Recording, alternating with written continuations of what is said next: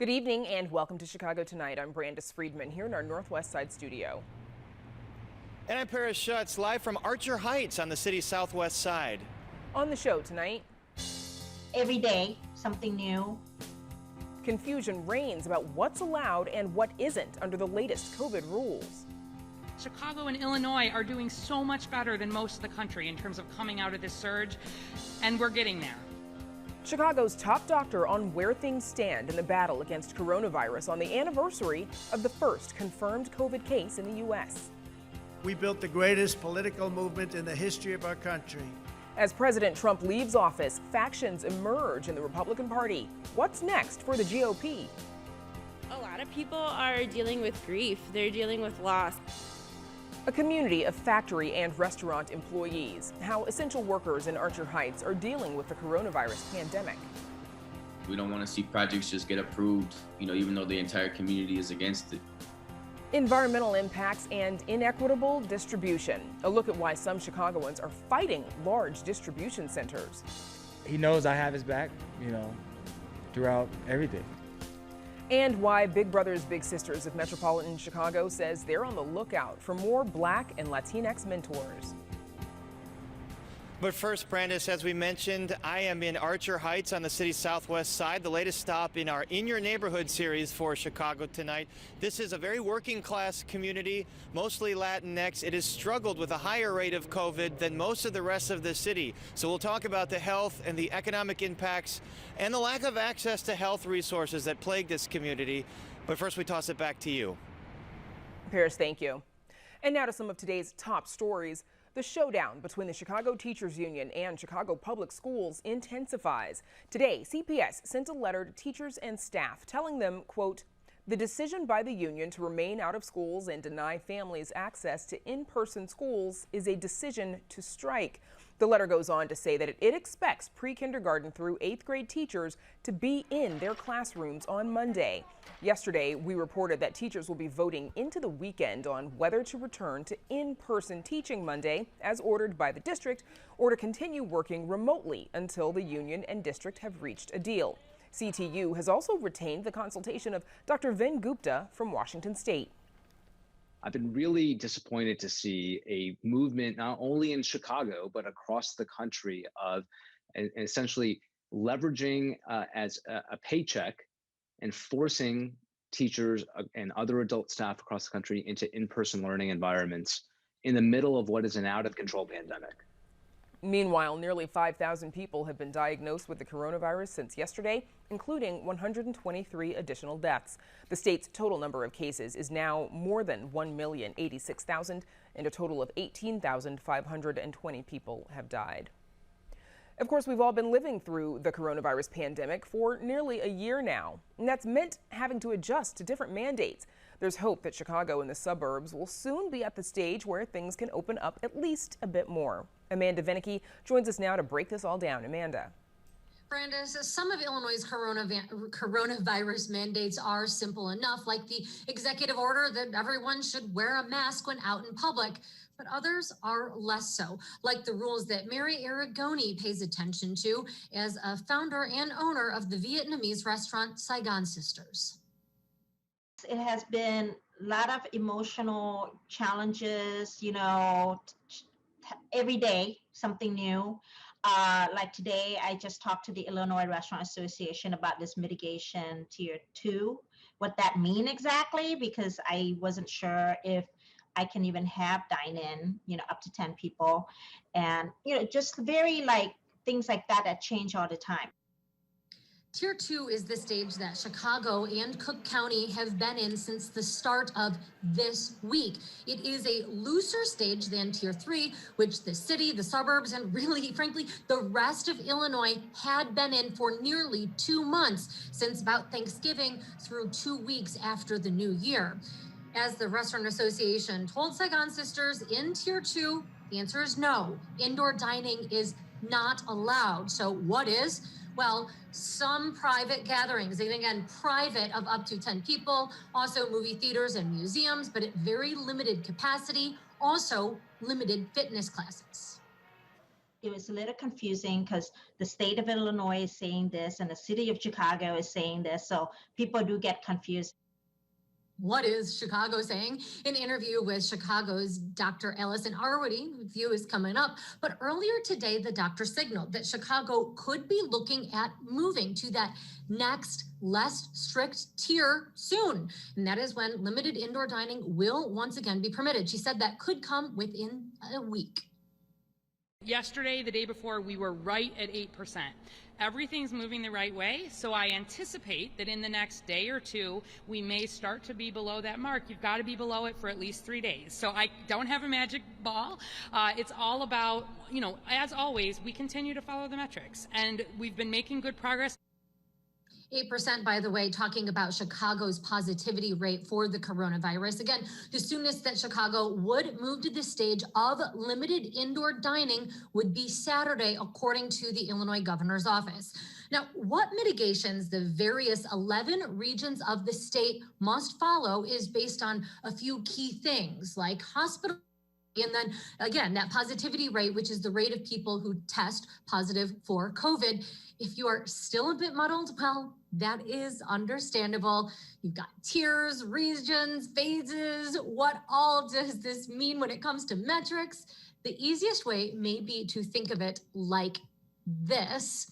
And that is that the whole state, all 11 regions again, is in phase 4. This is the new COVID normal, and it is fairly strict. Phase 5 will not be until enough people are vaccinated that there's herd immunity. But on top of phase 4, you have these tiers, and they come into play to further mitigate the spread of COVID. And tier 3 is the strictest. And you do still have one region of the state that's near St. Louis that is in still that strictest tier 3. Then you move to tier 2, again, what Chicago is in now, where things are loosened up just a little bit. Tier 1 is even more. That is, again, when limited indoor dining will once again be permitted. You do have some regions of Illinois that are already there, and Chicago, hopefully soon. Some parts of the state have had all of the tiers lifted. So again, this is the loosest that we will get for some time. That is considered to be just phase 4. That is at the point when even fewer hospital beds are taken up by COVID patients and the positivity rate has further declined 4 days. Now, remember that phase 4, we were in it. That is when gatherings of 50 people are allowed. And once again, bars that do not serve food will be able to reopen for indoors. As most of Illinois is now out of that strictest tier 3 part, that does mean a big change for high school athletes who for months have not been able to compete. It's really just about the well-being of student athletes from the not only the physical, but the mental and the emotional standpoint. And we know that they're hurting because they're away from their teams, or away from doing what they love, being with those coaches and teammates. So we're just excited that it looks like we're going to be able to get quite a few sports back up and going here pretty quickly. As in lower risk sports like swimming, cheerleading, and badminton, well, once again allowed. They could start practicing and they could start games as soon as our board of directors approves it. Now the high risk sports, which is in the winter, is just basketball, but that'll also be football. It'll be lacrosse, some others that we're waiting to play. They're not going to be able to play games until they get to a different status, or unless their risk level is reduced.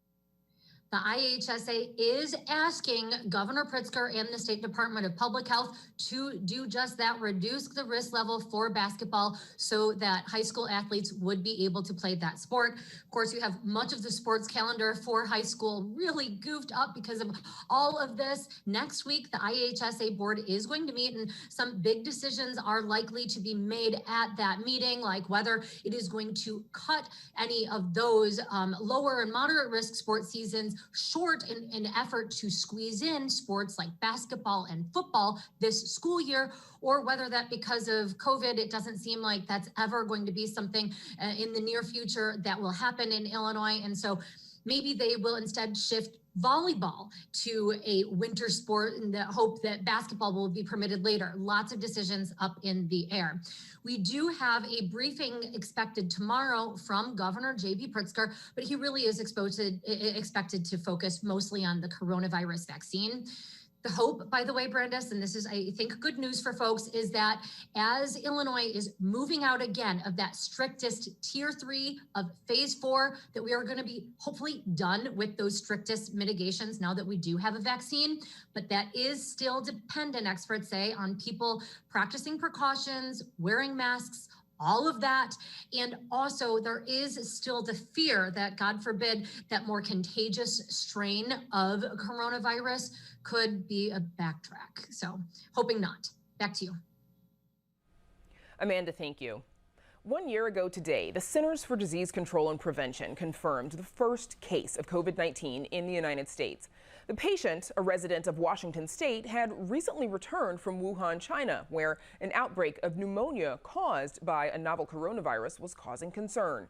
At the time, the CDC said that it was unclear how easily the virus spread from person to person. Sadly, we now know the answer, and more than 400,000 Americans, including more than 18,000 Illinoisans, have lost their lives to that virus. Joining us now to reflect on the past year and to give us an update on the rollout of vaccines is Dr. Allison Arwady, Commissioner of the Chicago Department of Public Health. Dr. Arwady, thank you for joining us again. We know you got your second shot today and are glad to know that you're feeling well. You know, we just mentioned the anniversary of the first arrival of a case here in the United States. As an infectious disease specialist, were you then bracing for the arrival of the illness here in Chicago? We were already, at the time that that first case was detected, O'Hare Airport was already screening travelers from Wuhan, China at that point. And we already had our Emergency Operations Center for Public Health up and going. So I certainly, you know, we did not know the scale of what was coming, obviously, but we were starting to use our plans and starting to look ahead and, you know, really have continued as much as possible to use all of that pandemic planning that we'd done even before the COVID outbreak. And certainly at that time, we weren't quite aware of just how quickly and easily it would spread. What's it been like for you, you know, leading the Department of Health during, you know, a once in a generation kind of pandemic? Yeah, so I had actually just moved into the commissioner role formally, been confirmed by City Council 4 or 5 days before we activated for COVID. So I have no experience in this role except in the time of COVID. I think the biggest thing I would say is that my staff has just been amazing. You know, the people who work at the Chicago Department of Public Health have stepped up in ways that continue to amaze me every day. A year in, I've got people, you know, skipping their vacations, signing up to work at points of dispensing, saying, how can I help? And really banding together, not just at the health department, with so many partners across Chicago. I think this has been an awful year, but we've also seen some amazing ways that Chicagoans have worked to help each other and to help us try to get past COVID. You know, for the first time really since the onset of this pandemic, the new president, Joe Biden, has announced a national plan to fight the pandemic. And while he has signed a lot of executive orders, 10 of them, here are a few specific to COVID that we thought were worth highlighting. It invokes the Defense Production Act, provides additional aid to states. There's a mask mandate for travel in federal buildings, creating a health equity task force, and expanding testing and treatment. How much of a difference do you think these measures and, of course, having a federally coordinated response will make?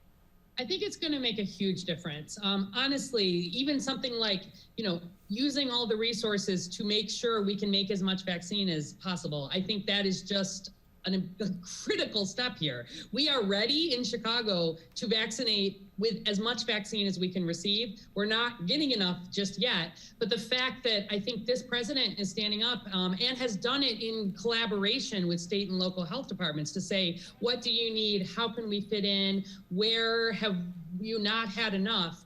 And that there's an actual plan that is projected more than a few days in the future. It's the first time we've had that here this whole year.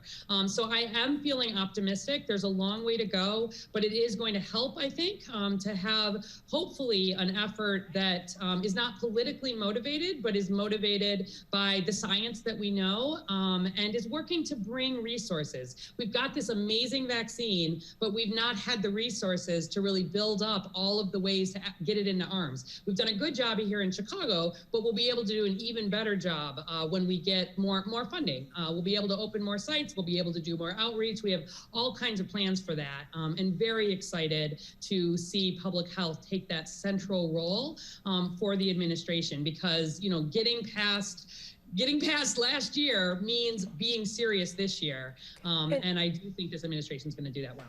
And you said today that the city, you have nowhere near enough vaccine to vaccinate anywhere near the number of people who are eligible and would like it. How would you assess the vaccine rollout so far? And when do you think we'll get enough? Right.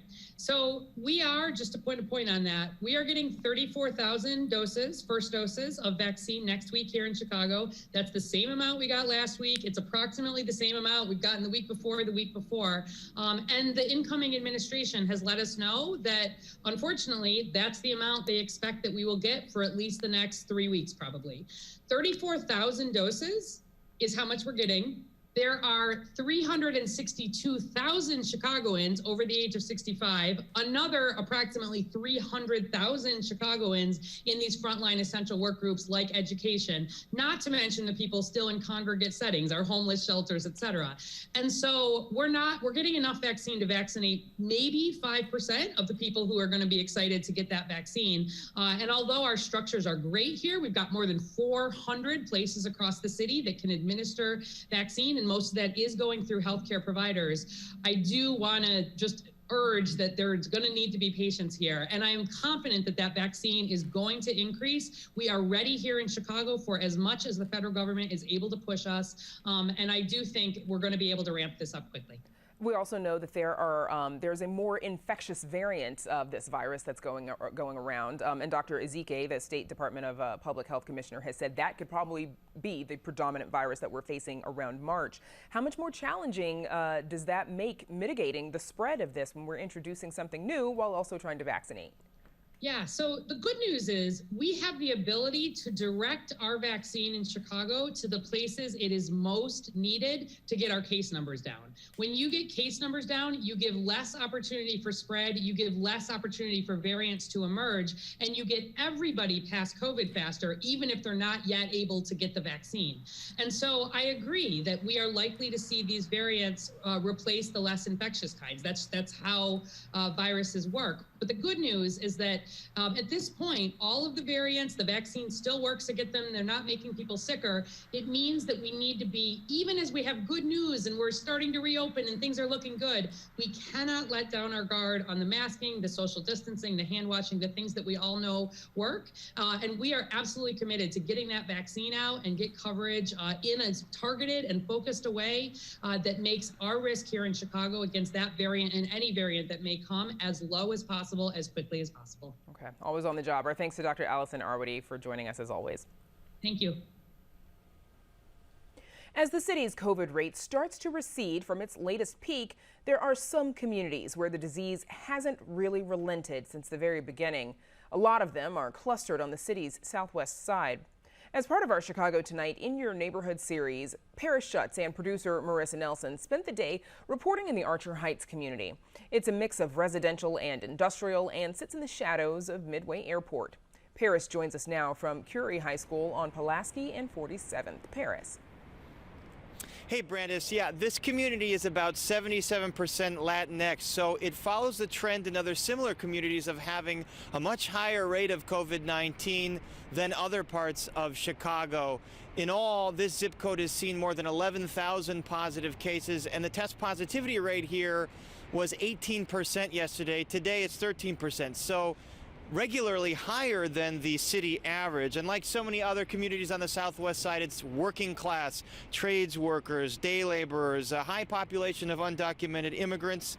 And community leaders here have been begging for more testing sites since the beginning. They partially got their wish with a large public site at the Midway Airport parking lot nearby. But one issue that a community leader brought up to us is the fact that many people here don't have cars and don't have adequate access to transportation. So what happens is they carpool to go to places like testing sites and food banks, and that presents its own risks. we had multiple families come in one car, so that creates an increase in the possibility of exposure to COVID. So if one person in that car is sick, and it's two households, there could be a potential for the COVID to spread to the two households.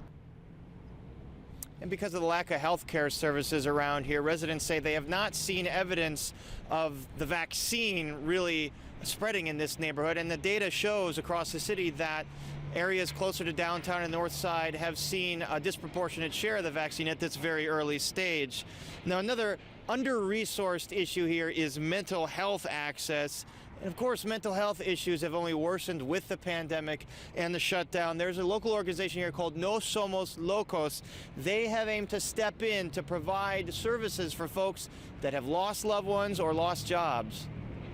People are dealing with grief. They're dealing with loss. A lot of lives have been lost. We know that. And the Latino community has been one of the hardest hit. My children go to school a few blocks away from here, and one of their teachers just passed away. So a lot of people are struggling with that, the loss of jobs and isolation. We're still in a lockdown, partial lockdown, and we're not able to come together as a community. Now, this organization also maintains what it calls La Caja de la Comunidad, or a free little library of mental health books. One of the goals, Robledo says, is to reduce the huge stigma of mental health that exists in the Latinx community. We kind of wanted to defy that cultural stigma, especially in the Latino community, where if you are struggling with mental health, you are considered crazy, you're not sane. And especially after my brother passed away, I heard things like that. A lot of people said, oh, was he crazy, or your family's crazy, and things like that. And that's dangerous. It's dangerous to stigmatize people. It keeps them from getting the help that they need. Now, we visited this area, Gage Park, Brighton Park, late last spring, and community leaders then told us that residents were barely hanging on. Fast forward about 8-9 months, it's the same situation, buffered by the moratorium on evictions and foreclosures. Now, the head of the local United Credit Union tells us that the lifting of that moratorium eventually will cause a cascade of problems for a lot of his clients who have already eaten through much of their savings. Devastating. If it looked bad before, it's going to create havoc going forward. Everyone is stashing money away in checking, savings, and other deposit accounts for a rainy day. And we're starting to see that those funds be depleted. That tells me that they're tapping into those reserves, into those savings. A lot of concerns there, and restaurants here, like anywhere else, are among the businesses that are hardest hit. There's one that we visited today, Peque's Pozole, and the problems with restaurants extend to employees like Francia Carranza that we talked to. She's a senior at Lindblom High School. She's worked there for 3 years to try and put herself through college eventually. She says she's lucky to have kept her job during the pandemic, but the hours have been significantly reduced, and the big problem with no customers is no more tips, and she says people don't realize how much of her income is based on that, so she says she has to rethink her college plans as a result. It's definitely gave me some anxiety about whether I'm gonna be able to afford to go this year, or how to take a gap year because of it, or I have to start looking at other scholarships to apply to even more. And I used to help a lot around the house with bills and stuff to help my parents, since my dad is the only one that has a job, and now I can't help him as much, and because of this his business has also slowed down, so it's been impacting our family greatly. Obviously, the prospects for a partial return to indoor dining, good news for that restaurant and all restaurants across the city. And we'll be back with more from Archer Heights in just a bit, but Brandis, we toss it back to you. Paris, thanks. We'll see you in a bit. And up next, the battle over bringing big distribution centers from companies like Amazon to Chicago neighborhoods. Stick around. Good evening and welcome to Chicago Tonight, Black Voices. What do you believe prevents a strong coalition of Black and Latino communities forming across the communities? I want us to, as a nation, to find a way to come together. Go down the block, get it from someone local, and keep the money in the community. Black joy and the Black experience is magical.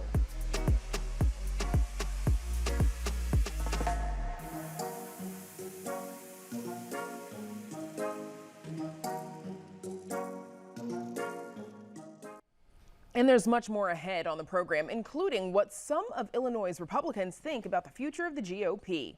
But first, city officials tonight held a public meeting giving updates on the response to the faulty demolition of the former Crawford coal plant last year and on the status of the project replacing the plant, a large distribution center scheduled to be completed in the spring. It's set to join dozens of so-called last-mile distribution centers used by companies like Amazon and Target for online orders that have been growing fast in recent years. But critics are increasingly sounding an alarm about the impact of these centers and the fact that many of them are located in lower-income neighborhoods and communities of color. Chicago Tonight's Nick Blumberg reports. A plot of land in Bridgeport between the river and I-55 is the latest site set to become a last-mile distribution center built by the developer Prologis. What we've heard via some of the news outlets is that it would be leased to Amazon. It's on track to join dozens of Amazon distribution centers built in the Chicago area in recent years and was approved at a November meeting of the city's Plan Commission. Distribution facilities, including the one proposed to be constructed here, serve a critical function in the local, regional, and national global supply chain. Some neighbors are opposed because of the additional truck traffic and because of how the deal came together. The developer met with the aldermen and city officials in summer 2019. The first public meeting wasn't for another year. The community was not involved in the process. We were not told this was coming in or asked if we wanted it or what sort of mitigations we would want if it was coming in. The local alderman has a different take. And I think this will be a good development project for the city of Chicago and specifically for the 11th Ward and Bridgeport community. Now, we're not all going to agree, but I do think that we've listened to the community. We've made modifications and changes.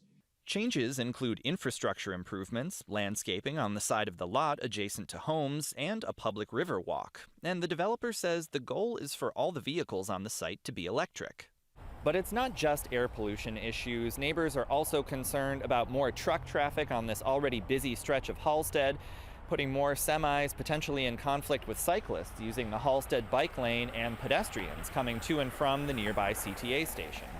I myself was hit at this intersection at Halsted and Archer in 2016. I went through about 10 months of surgeries and physical therapy, and I don't want anyone else to have to go through that. Transportation equity advocate Linda Lopez says that's a widespread concern about distribution centers. She sees contradictions in city policies. We want a city where people can enjoy existing without a car, but we're also bringing in so much more truck traffic with a lot of these distribution sites. While Lopez says better infrastructure and electric fleets can make distribution safer and greener. Well, why do we need to be ordering everything online and expect like one-day delivery? Why can't you wait 3 days? Or is there something locally in your community where you can go to? Supporters say distribution centers can create jobs in places that have long faced disinvestment and unemployment. The launch of this new Amazon delivery station right here in Pullman to help them expand, hire more workers, and serve more customers, all of which helps our residents work in their own neighborhood. So when they get home to their kids faster, and they can be there when they wake up. But critics say they aren't always good jobs. Amazon's been criticized for poor working conditions. Labor organizers say many positions are low wage and only part-time. We should be pursuing developments that will attract quality employment and that will build wealth in our communities. The Little Village Environmental Justice Organization has for years fought a distribution center planned for the former Crawford coal plant, where a botched demolition blanketed the neighborhood in dust. We're not going to give up until the ribbon is cut, and even then, we're still going to put pressure on the city and our local elected officials to actually do something about this larger issue of the concentration of these facilities in communities of color. Which city officials have acknowledged, as well as the fact that many fall in areas with poor air quality, according to the city's own index. Chicago's Planning and Development Commissioner says future sites won't all be on the south and west sides because companies want to be close to consumers around the city. But he says distribution is growing fast. We as Chicagoans have to accept that this sector is a part of Chicago's future economy. Our job as stewards of the public interest is to get the best public benefit out of these facilities and hold them to a high standard of livability. In the meantime, opponents of the Bridgeport Distribution Center hope to push back on its building permits and meet with the developer on safety issues. And Acosta Cordova, who's been fighting the Little Village site, says he hopes leaders think bigger. I think Chicago as a major city, not only nationally but globally, can also be a model for how other cities transition away from fossil fuels. The question is, will our political and economic leaders allow us to do that? For Chicago Tonight, I'm Nick Blumberg. And the Chicago Environmental Justice Network is planning to hold a town hall in the coming weeks to discuss the impact of distribution and logistics facilities. And the Chicago Plan Commission again discussed the issue at its meeting earlier today. The city says it's launching a study of Southwest Side industrial areas early this year. Still to come on Chicago Tonight, a historic change. We talk with State Representative Aaron Ortiz about what's to come under the leadership of new House Speaker Chris Welch. It's part of our In Your Neighborhood series. The mob was fed lies.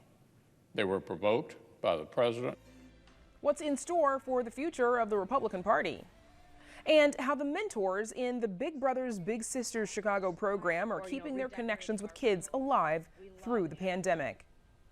But first, some more of today's top stories. Immigrant rights advocates are celebrating the creation of an immigration unit in the Cook County Public Defender's Office. This, as Public Defender Amy Campanelli is among counterparts across the country calling on the Biden administration to adopt a 10-point plan for immigration reform. One of the most crucial things is the right to counsel. It is really horrific when you think about this day and age that you can be detained, your liberty can be taken, you can then be removed from the country, all without the right to counsel. You may not speak the language. You're on a video screen in immigration court. There's a prosecutor there, there's a judge there, but nobody to represent you. A 2010 Supreme Court ruling, Padilla versus Kentucky, ruled public defenders must give adequate advice to non-citizen defendants regarding the risk of deportation. Late last year, Cook County voted to fund an immigration unit in the public defender's office. The Chicago Police Department says it's trying to crack down on the rash of carjackings plaguing both the city and the suburbs. CPD says in the first 3 weeks of the new year, there have been nearly 150 carjackings in the city. In all of 2020, there were more than 1,400. Motives include joyriding and to facilitate anonymity while committing other crimes, to include robbery and shootings. Our plan involves a comprehensive approach. That new approach includes additional staffing for the Detectives Division and expanding the citywide carjacking task force. You're looking at video that police released of a carjacking that happened Wednesday near Willis Tower. They say most of the suspects have been between the ages of 15 and 20, but some even younger. And Superintendent David Brown cites civil unrest and the partial shutdown of schools and courts as possible contributing factors for the increase. And now to Phil Ponce with a look at the future of the Republican Party. Phil. Branda's former President Trump may be out of the White House, but his imprint on the Republican Party has not faded. A recent NBC poll found that 87% of Republicans still supported Trump as he left office. This as some party leaders like Senator Mitch McConnell have sought to distance themselves from him. The mob was fed lies. They were provoked by the president and other powerful people. And they tried to use fear and violence to stop a specific proceeding of the first branch of the federal government, which they did not like. Joining us with more on the future of the GOP nationally and in Illinois are Pat Brady, former chairman of the Illinois Republican Party, Joe Walsh, a former Tea Party Republican congressman, presidential candidate, and fierce critic of President Trump, and Kent Gray, director of President Trump's 2016 campaign here in Illinois. Gentlemen, thank you for joining us tonight. First of all, there was a column in the New York Times today that argued anyway that there are now 3 types of Republicans: the never-Trumpers, who refuse to support President Trump from the start; the new rhinos, or Republicans in name only, longtime Trump supporters who drew his anger recently when they refused his calls to support overturning the election; and Trump Republicans, his diehard loyal followers, including those who attacked the Capitol 2 weeks ago. Kent Gray, I'm wondering, is this an accurate breakdown of where the Republican Party stands now? I mean, that's a breakdown, but I don't know that that's the most important breakdown. Traditionally, the Republican Party is conservative activists, religious conservatives, business types, national security types, and fiscal conservatives. Some of that coalition has frayed during Donald Trump, especially with national security and some of the choices that he made, and especially fiscal conservatism with the amount of money that's been spent. So you've got a frayed Republican Party, but there's certainly not three pots that are relatively equal like the New York Times thinks there is. Joe Walsh, how about it? To what extent are Republicans still wedded to President Trump? Bill, I think the Republican Party is screwed. I think it's fractured, and I think the fracture is permanent. Look, the party has embraced someone that the vast majority of the country despises. And the problem for the Republican Party is that a very large chunk of the Republican voters is devoted to this president. If they impeach or convict and remove him and disqualify Donald Trump from ever running for office again, 40% of the Republican Party voters will walk and never vote Republican. I think the party has permanently fractured. Pat Brady, how about that? A permanent fracture in the Republican Party? Nah, I don't agree with that. I think, most cult leaders like President Trump ended up being fade away. I mean, even the Kardashians got canceled after a while. But I think here in Illinois, we need to dissociate from Trump for the reason, just common sense reason. He ran twice in this state and lost both times by 1 million votes out of 4+ million votes cast. So let's be practical about this. Donald Trump is extremely unpopular in the state of Illinois on an aggregate level, and we need to recruit candidates that can articulate the core conservative principles of the party, lower taxation, and I think this next election cycle, public safety, and I think we'll do very well, as we actually did in the last election. We did very, very well in Illinois, particularly in Illinois House, where Speaker Madigan had a 10-to-1 money advantage and Leader Durkin picked up 1 seat. But we need to recruit better candidates and candidates that look more like the state and get back to the conservative principles and just kind of forget about Trump, because he's not on the ballot anymore and he's not relevant anymore. Kent Gray, many people would argue that the president continues to be relevant, nationally at least. To what extent do you think moderates have an influence on the Republican Party right now? Well, in Illinois, they have a huge influence on the Republican Party. They're 2/3 of who I'm up against tonight, and they're a big part of what runs the Republican Party in Illinois. And of course, I was involved with the organizational Republicans long before I worked for Donald Trump. But the vast majority of votes that accrue to Donald Trump in 2020, a 10 million increase over 4 years ago, means that there are voters out there that will vote Republican. We're going to have to get past the horrible Capitol scene. But keep in mind, Democrats, generally left to their own devices, will do things to push people back towards the Republican Party on their own. And Illinois is a little bit different than the nation. But Donald Trump's going to continue to be relevant. He's going to play a big role, I think, in the congressional elections in 22 and, of course, the presidential race in 24. I don't know that he runs again. But even if he doesn't, he's a very important person to, if not get the endorsement of, not get in the way of. Joe Walsh, as far as the attack on the Capitol a couple of weeks ago, to what extent or for how long might that be a stain on the GOP party? I think it's a pretty permanent stain, Phil. I mean, think about it. We're 2 weeks removed from it, but there was an insurrection. There was an attempt to physically overthrow an election, all caused by this president who incited that insurrection because he lied and lied about a stolen election for months. Here's the problem, though, Phil. The vast majority of Donald Trump's supporters believe that lie. The vast majority of Republican voters believe that lie. Donald Trump left the White House with his lie. That lie is going to haunt the Republican Party, I think, for a long, long time. Pat Brady, to what extent, how would you assess the level of anger towards Republicans who broke with Trump right towards the end? Not just the 10 Republicans who voted to impeach him, but other, quote, more moderate Republicans. Yeah, there's some anger in the Trump world, the Trump cult, that think that the people that stood up and said, this guy needs to be impeached for what Joe just described, what he did. And yeah, they're going to catch some heat for it. But the reality is, we need to disassociate ourselves from this, or we're never going to win again. He just, like I said, here in Illinois, he's toxic, and nationally he's toxic. But I think we can do that, and I think his behavior from the time of the election, just the self-absorbed nature of it, and what he did in the last couple of weeks, then inciting the riot. I mean, it should be very easy for us to disassociate from him, and we have to, or we're never going to succeed, particularly here in Illinois.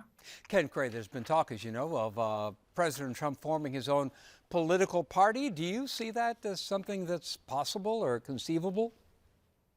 No, I don't think that's going to happen.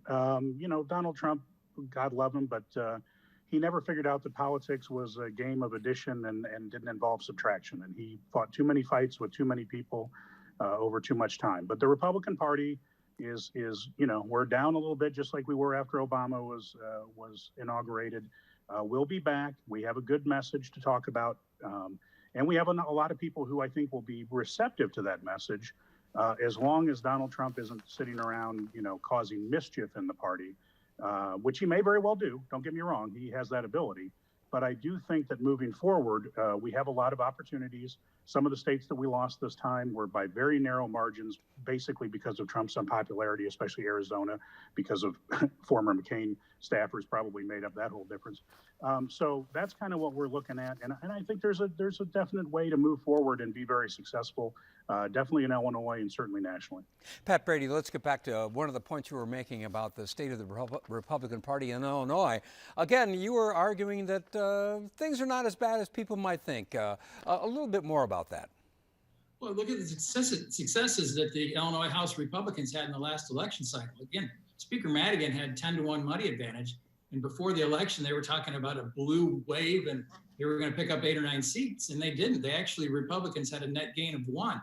And that's against a very powerful Democratic organization. So there is an appetite for the Republican message. We just need to start recruiting candidates, better candidates. We can't run Jim Oberweis again. We need to run new and fresh faces and talk about the ideas that we believe in. And I think the Republican Party is actually in pretty good shape. And I think what we need to do as Republicans is we need to quit focusing on ourselves right now. We need to focus on what the Democrats are doing at both the national level and here in Illinois. I think Kent touched on it. They're going to do a lot of things, and we saw it in the lame duck session, that a lot of people don't like. I mean, we are overtaxed. We have a crime problem in the state. We have a structural deficit that's getting to crisis stage. We have an unfunded pension that's at a crisis stage. There are a lot of things that Republicans have good ideas on how to, policy ideas on how to solve these problems. And I think that once we recruit the right candidates and get that message out, we're going to do very, very well. Gentlemen, that's where we'll have to leave it. My thanks to Pat Brady, Kent Cray, and Joe Walsh. Many thanks. Thank you. And now, Brandis, we go back to you. Phil, thank you. And now we go back to Paris for the next stop on our In Your Neighborhood series. He spent the day in Archer Heights on Chicago's southwest side. Paris. Yeah, Brandis, earlier today I spoke with the founder and CEO of the nonprofit Southwest Collective, Jamie Groth Searle. I spoke with her about 8 months ago when I was in this area before, and I asked her if COVID had relented since we last talked. It hasn't exactly let up. So in the last few months, we've been in discussions with the DPH, the Department of Public Health, and they've told us very frankly that the zip codes that comprise this area here, 606, 32, 29, and 38, have actually seen a double-digit increase recently. So as recently as October, it's actually spiked quite a bit. And so what we've been doing for most of the fall and the winter is working with partners at the DPH as well as CORE and Esperanza to bring more static health, not health, but testing sites here. One of the biggest issues that we had was just a lack of consistent places to go get tested. And so people were skipping it because they couldn't find a place and they had to get to work, or they were skipping it because they felt like it was going to need insurance and they don't have it because they're not working. So there were a number of reasons why it wasn't happening, and we were seeing this spike. There's also very much this attitude of like, oh, people are gathering, and while that might be the case in some areas, the general way that it's happening here is folks are essential and they're living in multifamily units. And so, their bubbles are exponentially bigger just by the nature of their work and by the nature of how they are living. We talked also earlier when we spoke with you in the summer about the economic situation, and people just had almost nothing left. They didn't have savings to live on. How is that situation now? That's worse. which I imagine everybody kind of guessed that was how it was going to go. Over the summer, we were feeding people here at the credit union. So they have an adjacent parking lot. And one of the things that we would do is we'd work with our partners at Sacat, and they would give us these relief food boxes of fresh produce. And I mean, you're talking like 200, 250 boxes. We thought we were going to have overages. No, we had people lined up an hour ahead of dispersal time. We had people walking away empty-handed because we didn't have enough to give. And that's still the case. We still get messages on the weekly about, do you guys have food? Do you know where I can get food? We're leaning in to help people sign up for SNAP and other benefits, but the food supply chain is really exhausted. What about the vaccine? Because we've seen leaders talk about the need to have an equitable distribution of the vaccine, but we haven't seen that yet. Has the vaccine made its way into the southwest side here? Well, I haven't seen a whole lot of it. I've seen a few people at the healthcare facilities get tested, which is great. But if you're talking about an equitable distribution of the vaccine, that's going to be very hard to do, just by nature of how the city has been designed over the years. I mean, let's call it what it is. It's segregated. It's the most segregated city in the nation. One of the things that we've been pushing for really hard is the need for decent healthcare infrastructure down here. If it wasn't for Mercy, we'd have no hospitals, you know? Mercy Hospital you're talking Mercy about, Hospital, which yeah. is on the brink of closing. It was in danger of closing last year, and we were really, really concerned about the strain it was going to put. This is a booming area. There are people moving here every day with families, young families, and there's just not enough healthcare resources here. You go downtown, there's a hospital every other block. You go up north, there are branches of Rush and there are branches of Northwestern, but you don't have that down here. That system does not reach the southwest side at all, and it's a major issue. So just a snapshot of the problems exacerbated here in Archer Heights by COVID-19 and the shutdown. And when we come back, some politics. We'll talk with the local state representative who has now ascended to a pretty high role in leadership in Springfield. So don't miss that. Of course, Paris, we'll see you in just a bit. Thank you. Up next, why Big Brothers Big Sisters Chicago wants more Black and Latinx members for the kids they serve. But first, a look at the weather.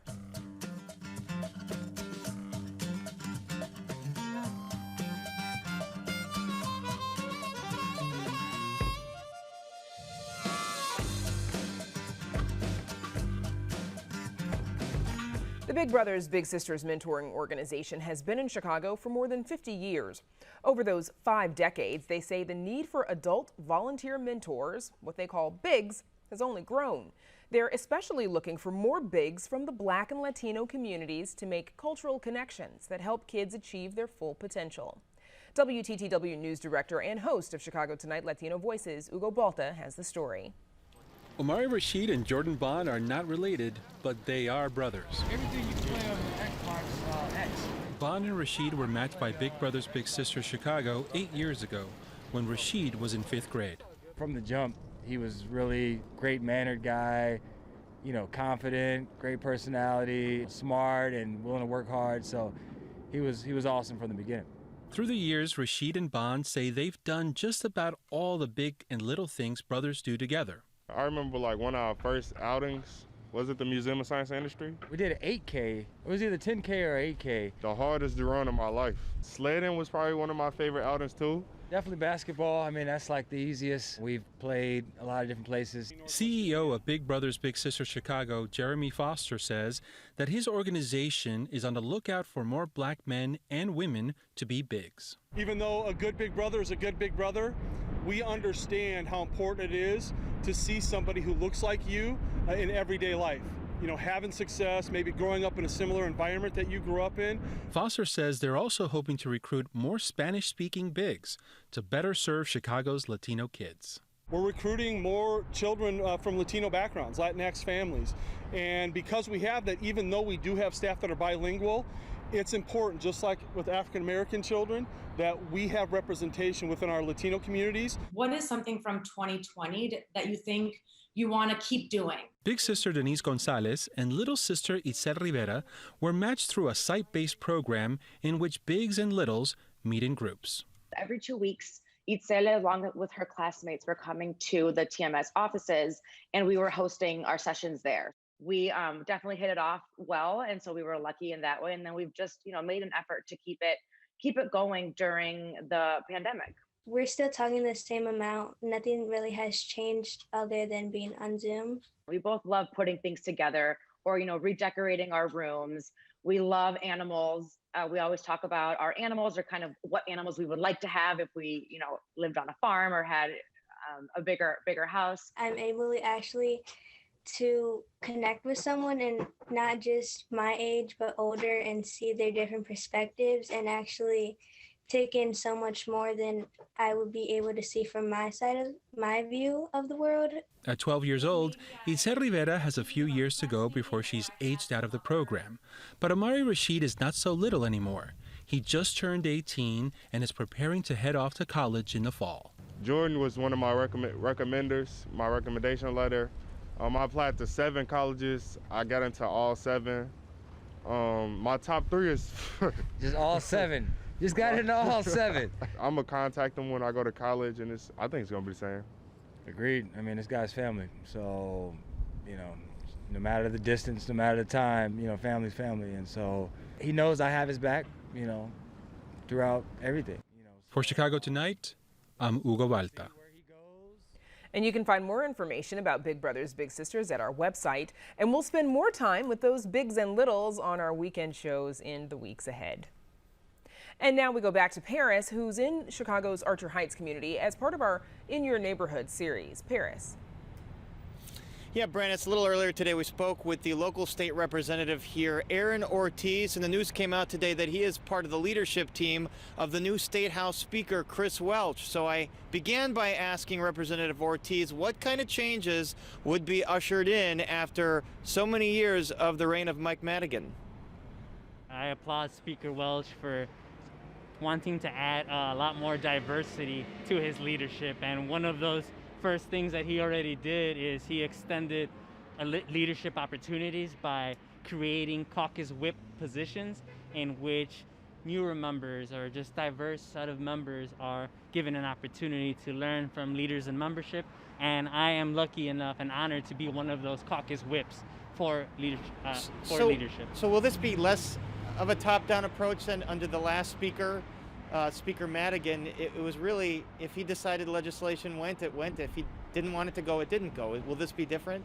I think one of the things I've learned in my first year in the General Assembly is the process that is taken to pass any piece of legislation. It has to go through multiple advocacy groups. So I've learned that it's actually it's a lot of work to get a piece of legislation done, right? So many people who have an idea on how that piece of legislation should actually work. But I really do think that we have an opportunity to have more of a diverse, collaborative approach and take on many of the issues that we're addressing. And speaking of legislation issues, the big one was the criminal justice reform bill, among other things, ending cash bail for the most part. Critics say it's so big and people didn't have a chance to really digest everything that was in it. Do you think that it was a positive piece of legislation? I think it was one of the most positive pieces of legislation we've worked on.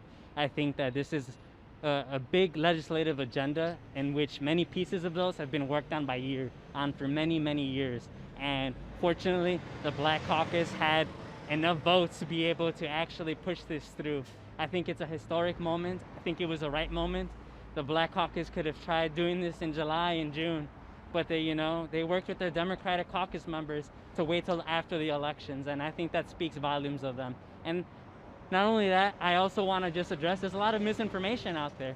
Legislators have had Zoom calls with members of the Black Caucus, subject matter hearings with many advocacy organizations working on this piece of legislation. It's been worked on for many, many years. I mean, President Obama was working on many of these issues as well. So I'm really happy that we were able to push this through. And I used to work with a lot of students, a lot of youth.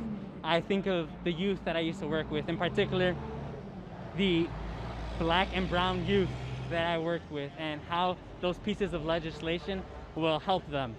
Let me ask you about COVID. Since the vaccination program has had some stumbles, there's been a lack of coordination, I think, at the federal level.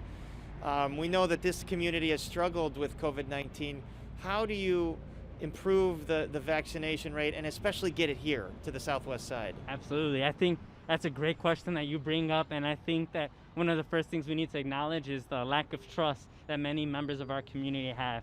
But I've seen an increase in more people getting tested, many of these sites, and one of the best things that has worked is, I think, partnering up with community organizations who have that trust with the community. Also, getting a lot of people who have already been doing the work. I mean, there's this group of people called promotoras, which means promoters, in which they are going into the laundromats, the different stores, and talking to people about the importance of, one, getting tested, social distancing, but also getting the vaccination. That's our chat with 1st District State Representative Aaron Ortiz. And Brandis, we toss it back to you. All right, Paris, thank you. Tonight it's not the train, it's engines, it sounds like. That's our show for this Thursday night. Don't forget to stay connected with us by signing up for our daily briefing. And you can get Chicago Tonight streamed on Facebook, YouTube, and our website, WTTW.com/news. You can also get the show via podcast in the PBS video app. And don't forget to join us tomorrow night, live at 7 for the Week in Review. And now for all of us here at Chicago Tonight, I'm Brandis Friedman. And I'm Paris Schutz. Thank you so much for watching, and we'll see you tomorrow.